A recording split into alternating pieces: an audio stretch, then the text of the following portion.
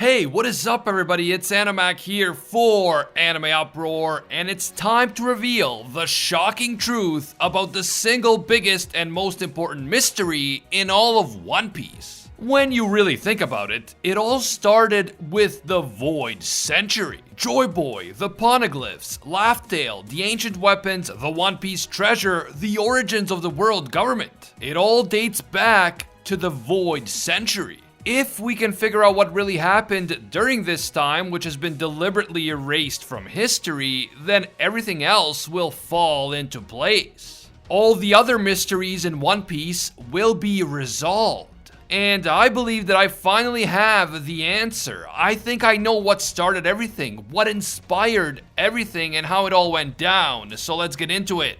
You guys know the drill. If you enjoy our One Piece content and you want us to keep it going, leave a quick like and comment. It only takes a second, but it really helps with that YouTube algorithm. And of course, if you haven't subscribed yet, do me a favor and make this the video that you subscribe and hit that notification bell to turn on all notifications. Finally, this video will contain One Piece manga spoilers, so please proceed with caution. You have been warned. Now, I've always been a big fan of history, including ancient history, and I've been studying it for fun ever since I was a kid. Like, yes, seriously, I would willingly read books and watch documentaries about ancient history when I was in, like, elementary school. Most people probably think that's really extremely nerdy, and it is, but it can also be very useful, as I'm about to explain.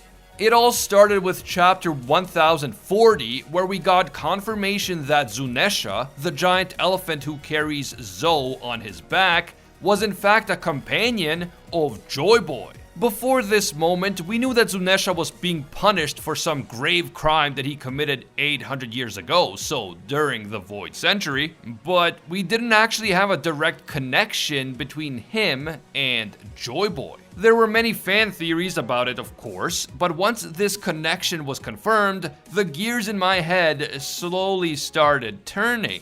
The connection between Joy Boy and Zunesha, and the presumption that the two of them actively fought against the alliance that would eventually become the world government 800 years ago, reminded me of the Carthaginian general Hannibal. Hannibal is considered to be one of the greatest generals in history, and he is famous for using war elephants in battle. He is also known as perhaps the single greatest enemy of ancient Rome, and he led a famed invasion of Italy during which he crossed the Alps with an entire army, including war elephants. Rome waged several wars with Hannibal's homeland of Carthage between 264 BC and 146 BC, so for just over a century. And these wars are known as the Punic Wars. The more I looked into the Punic Wars, the more I realized that this century of conflict between Rome and Carthage was the direct inspiration for the Void Century in One Piece. So, examining what really happened in these wars will in fact reveal what happened during the Void Century. And if you think I'm reaching with this comparison, just stick around a little bit longer. I promise you won't regret it. I am excited to reveal everything I've discovered, and trust me, this is big. Okay, so Carthage was an empire based in northern Africa that basically controlled the western Mediterranean at the height of its power. As Carthage's power and influence expanded, they eventually came into conflict with an also expanding Rome. Rome was technically a republic at the time, but they were already engaging in imperial expansion. The 100-year-long series of conflicts between these two powers finally ended when Rome decided to completely destroy Carthage. After laying siege to their capital city, which was located in modern-day Tunisia, Carthage eventually fell to the Romans. The Romans then either killed or sold into slavery practically everyone who survived, and if that wasn't bad enough, the Romans went a step further. They systematically burned everything in the city, and they even demolished all of the buildings and major structures that were there. Some have said that the Romans went so far as to salt the soil in and around Carthage so that no crops would grow there. After the fall of Carthage, all of its territories were incorporated into the Roman Empire. But why would the Romans go so far in their desire to destroy Carthage? Why would they bother spending so much time and manpower leveling entire buildings when they could have just occupied Carthage and turned it into a Roman city? The answer may sound familiar. The Romans wanted to make the entire Carthaginian civilization disappear. They wanted to effectively erase Carthage from history. Even though Carthage played a major role in the history of Europe and Northern Africa for about 800 years, it was completely annihilated and erased from history after a century-long conflict with Rome. And the plan worked. Because the Romans managed to destroy so much of Carthage's books and libraries and even buildings and statues, we know very little about Carthage today compared to many other ancient civilizations who existed around the Mediterranean, such as the Greeks, Romans, and Egyptians. And what we do know about Carthage often comes from Roman sources, which are clearly biased. And this is exactly what the Romans wanted. They wanted to erase the legacy of Carthage from the pages of history, and they wanted to completely control the narrative in terms of how all future civilizations would look back at Carthage. The history of the Punic Wars that we know today was written by the winners, the Romans, and the immense influence that Carthage had on the development of the ancient Mediterranean world has been nearly forgotten. It is much harder to find well-preserved Carthaginian ruins and artifacts than Greek and Roman ones. And the artifacts that do remain tend to be ones that would have required a lot of time and effort to actually destroy. For example, we can still find large stone pillars with words and symbols carved into them, like this one, which features a Zunesha at the bottom. Which features an elephant at the bottom. I'm sure you guys know exactly what I'm getting at. What we have left of Carthage are basically our world's version of poneglyphs. So to me, it's clear that the Void Century in One Piece is heavily inspired by the 100-year-old conflict between Rome and Carthage. Carthage is the ancient kingdom, which was defeated and then intentionally and methodically erased from history. And ancient Rome is the world government, which started expanding rapidly during this period, conquering new lands and incorporating new tribes and kingdoms until they became the greatest empire of the ancient world. An empire which at its height controlled most of Europe, most of the Middle East, including Egypt, and the entire coastline of North Africa. By the way, I'm curious, how many of you guys who are not history buffs ever even heard of Carthage? Let me know down in the comments below, how well did the Romans succeed in erasing Carthage from history? Now let's talk about Hannibal Barca, Carthage's greatest general and the man who nearly defeated Rome during the Second Punic War. I believe that Hannibal was the inspiration for Joy Boy, and I think that studying Hannibal's failed conquest of Rome can tell us a lot about what really happened during the Void Century in One Piece. Hannibal was a brilliant general, and he is widely regarded as one of the best generals in the history of the world, right up there with Alexander the Great, Julius Caesar, and Napoleon Bonaparte. Hannibal was known for being kind to his men and to the animals he used in battle, which included horses and elephants. During the Second Punic War, which took place between about 218 and 201 BC, Hannibal took the battle right to Rome's doorstep by invading Italy proper and waging a devastating campaign in Rome's front yard. This campaign lasted for about 16 years, and Hannibal was extremely successful because he was able to convince other tribes and cities that Rome had subjected earlier to rebel against Rome and join him. This includes the Gauls, the Ligurians, and others. Even though Hannibal was a complete stranger to these people and they knew the Romans well, they decided to follow Hannibal because they wanted liberation from Roman oppression. So for them, Hannibal was a liberator and they followed him into battle. One of Hannibal's best known tactics was using war elephants. Elephants would be mounted by various warriors, including archers, and the immense size of the elephants would be used to break through the ranks of the enemy during deadly offensive charges.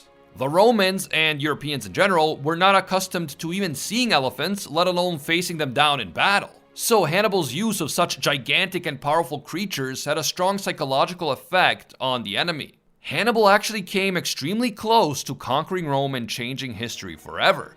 But the Romans were crafty, and they played cat and mouse with Hannibal's army throughout the Italian countryside. This denied Hannibal the opportunity to score a decisive victory and conquer the city of Rome itself, because he wanted to face the Roman army out in the open, and he didn't want to risk his troops by attacking a heavily fortified major city like Rome. Hannibal kept at it for about 16 years, but then, back in North Africa, the Roman armies attacked the Carthaginian capital of Carthage itself. And this eventually forced Hannibal to withdraw his troops from Italy in order to defend his capital city. During this crucial campaign back in Hannibal's Carthaginian homeland, the Roman general Scipio Africanus was able to make a deal with a portion of Hannibal's army, the Numidian cavalry, to switch sides in exchange for money. Hannibal was ultimately defeated by the Romans at the Battle of Zama in 202 BC. Now, of course, there was a lot of side switching going on during the Punic Wars, as different kingdoms and tribes switched allegiances from Rome to Carthage and vice versa.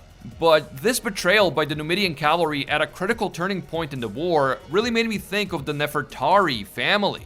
There's always been something off about the fact that the Nefertari joined the world government as one of the 20 founding families, but they were the only family that refused to move to Marijua. On top of that, they seemingly kept an important poneglyph hidden from the world government, and they may have a special connection to the ancient weapon Pluton, which is believed to be somewhere in Alabasta. I wonder if the Nefertari were originally fighting on the side of Joy Boy and the Ancient Kingdom, but then they decided to switch sides when it became clear that the Ancient Kingdom couldn't win. Like maybe they switched sides to save themselves and their kingdom from complete destruction.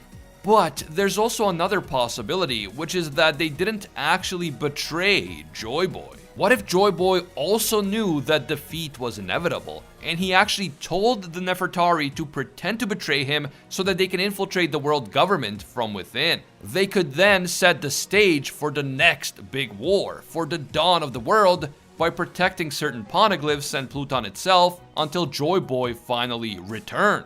Now, of course, the Nefertari couldn't do any of this if they had moved to Marijua, but by choosing to stay in Alabasta, they were able to remain a part of the world government while also helping to set the stage for Joy Boy's return. The current generation of the Nefertari family, including King Cobra and Vivi, may not even know the truth about this, at least not yet, but the truth could be revealed to them at an important moment in the future. I do believe that at some point during the Void Century, Joy Boy came to realize that he was bound to lose. And that is why he left that apology on Fishman Island. He knew that this time around he would not win. But he also knew that he would one day return, and so he made preparations for that return.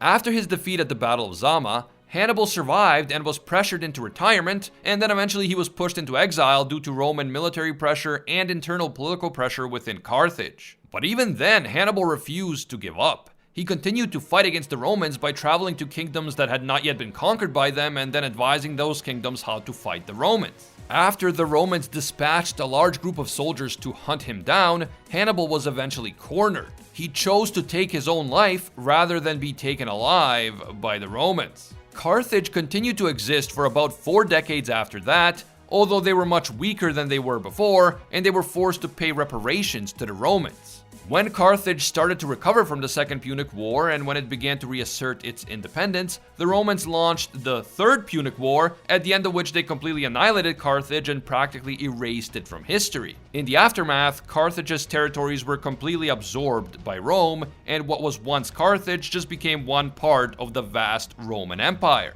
When we finally learn the truth about the Void Century in One Piece, I am willing to bet that it will be very similar to the events of the Punic Wars, which, as I mentioned earlier, took place over the course of about 118 years. Just like Hannibal, Joy Boy will likely turn out to be a charismatic leader who tried to liberate the oppressed and stop the rise of the world government, much like Hannibal tried to stop the expansion of Rome. Joy Boy recruited a bunch of diverse peoples and kingdoms to his cause, including giants, fishmen, giant elephants like Zunesha, and so on. Zunesha was definitely part of Joy Boy's army, and if the original Joy Boy was a giant, or if he used the Nika fruit to gigantify himself, he could have even ridden atop of Zunesha in battle like a Carthaginian warrior riding atop of one of their war elephants. Now, to be clear, in the world of One Piece, Joy Boy has been portrayed as an altruistic liberator who wanted to free the slaves, end discrimination between the races, and overthrow the kind of tyranny and injustice that characterizes the world government. In the real world, things are a bit more complicated. The Carthaginians and Romans were both major powers competing for supremacy over the Mediterranean, so we can't think of Hannibal as just like a really nice guy who wanted to free the world from the evil Romans. Hannibal was fighting for the strength and glory of Carthage, not for some abstract ideals of freedom and justice. And of course, the Romans also thought that they were the good guys and that they were fighting for justice. We can assume that, just like Hannibal, Joy Boy came very close to winning the war, and this really scared those royal families who eventually decided to form the world government. If we look at our own world as an example, the absolute monarchies which were so prevalent a few hundred years ago relied heavily on things like serfdom and slavery to survive. They exploited the vast majority of people within their kingdoms for the benefit of a very small ruling elite class of nobles and aristocrats. So someone who was promising freedom and equality for all people and races would have presented an existential threat to these royal families. As a result, they would stop at nothing to take someone like that down, because Joy Boy's victory would have meant the complete collapse of their entire way of life. So no wonder they decided to completely erase the ancient kingdom from the pages of history, just like Rome tried to erase Carthage. Joy Boy's dangerous ideas about freedom and equality had to be completely erased from the pages of history in order to preserve the world government's very existence.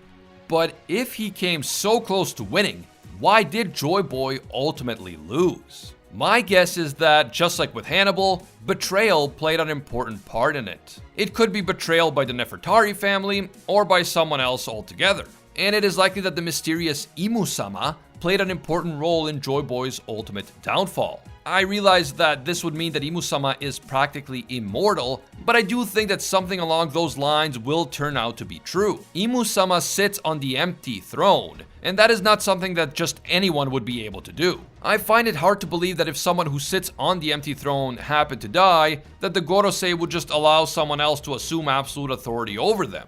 In my opinion, it's more likely that the same person has been sitting on the empty throne for 800 years. I could be wrong, but since we already know that immortality is possible within the world of One Piece, such as through the Op fruit or perhaps even through turning someone into a cyborg, Imu Sama being an immortal ruler who actually took part in the war 800 years ago is a strong possibility.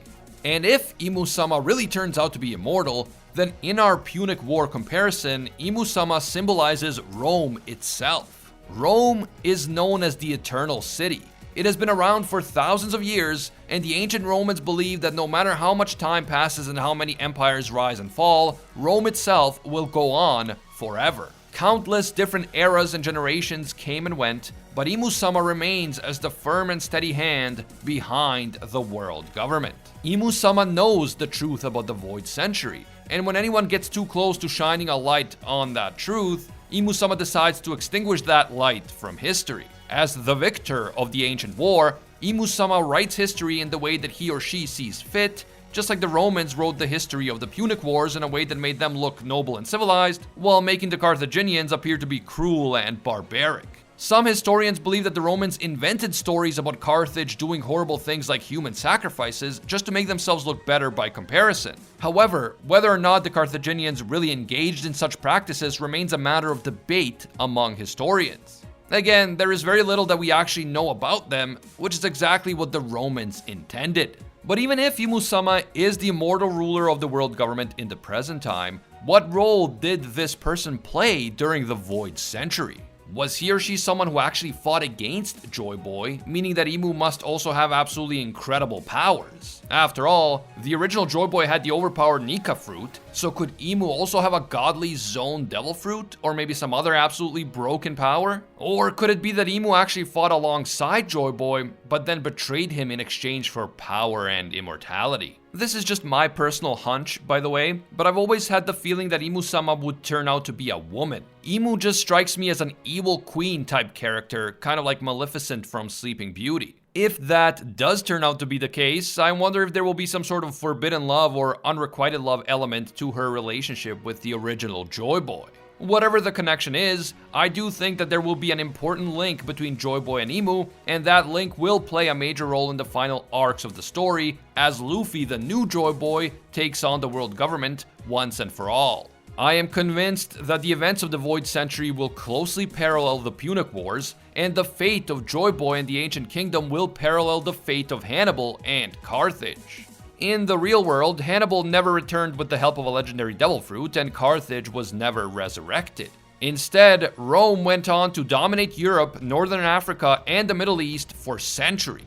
But the Roman Empire did collapse eventually, and I'm sure that the world government is going to collapse as well. That said, the fall of the Roman Empire is a massive subject on its own, and if I talk about it, it will have to be in a different video. If you guys would like to see me make a video about how the fall of Rome could predict the ending of One Piece, leave a like and subscribe. It's a quick, easy, and completely free way of directly supporting the channel. What do you guys think happened during the Void Century, and do you agree with me that the events of the Void Century are likely inspired by the Punic Wars? Let me know down below, and don't forget to comment who you think Imu Sama really is, and what his or her role may have been during the Void Century. As always, thank you guys so much for watching, and until next time, see ya, Space Cowboys.